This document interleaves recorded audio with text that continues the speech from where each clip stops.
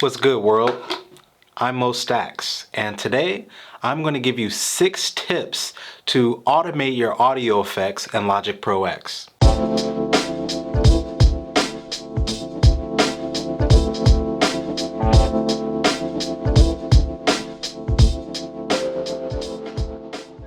Have you ever been playing a melody and after 8 bars it becomes a little bit more boring? I personally like to mix up my track every 8 to 16 bars. I feel like it gives it a little bit more energy and a little bit more diversity. I'm going to play for you about 16 to 20 bars of this track that I've already made.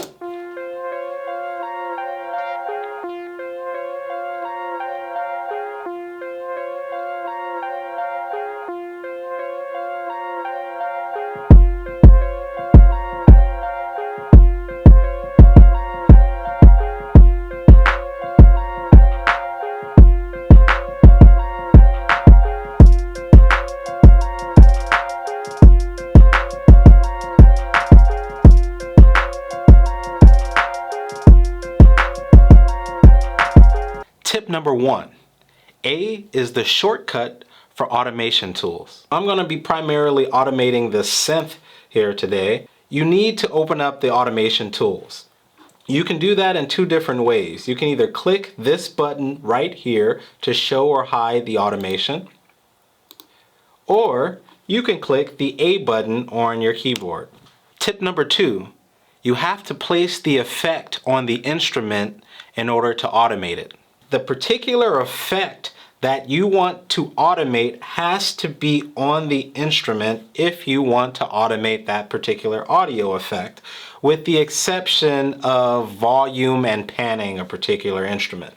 So in this particular case, I need to make sure that if I want to use the channel EQ, or if I want to automate the fat FX or the remix special effects, it needs to be on this instrument. Otherwise, it will not show up in this drop-down menu right here in your instrument. As you see, the 4 particular effects that are on this particular instrument now appear in the Automated Tools drop-down menu. Tip number 3. Use the read setting for simple automation or to adjust some of your settings. The first tool is the read tool, and that's usually the simplest tool to use. I usually use that for volume. So let's say the last 2 bars, or the last 2 bars of this particular instrument, I wanted it to fade out. If I wanted to use the read tool, I will double click to make a point, and double click to make a point on the particular at the particular area where I want that track to fade out, and then I would drag that down. Tip number 4. Use the touch setting for more versatility if you are trying to automate while you are playing back a track. Getting to the touch tool, and for that I'm going to use the remix effect to add a little bit of wobble to this track, or to this particular instrument. Now the touch tool, you use the touch mode to automate the effect during playback. However, after the control or the fader is released, the parameter follows the existing automation on the track. So let me give you an example of that. At the 3rd bar, I'm going to add some wobble. And then I'm going to let it go.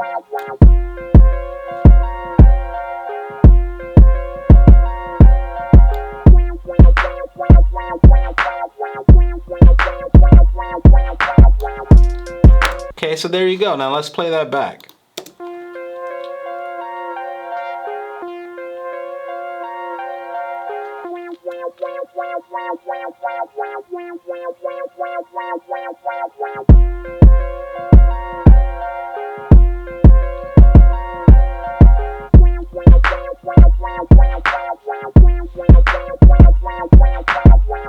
And then see, as you can see, when I played in the automation using the remix controls, it automated 3 different settings. It automated the wobble rate, the wobble depth, and the wobble on and off tool.